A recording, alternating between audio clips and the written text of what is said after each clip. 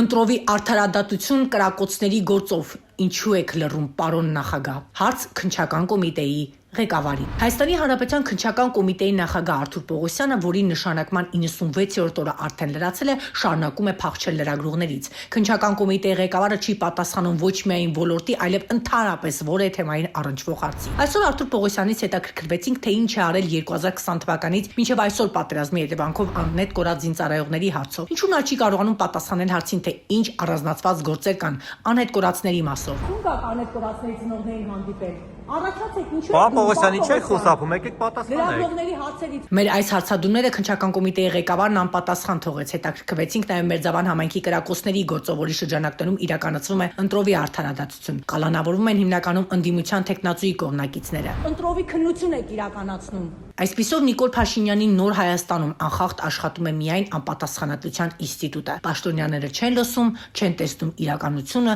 եւ իրենց ուղղված հարցերը։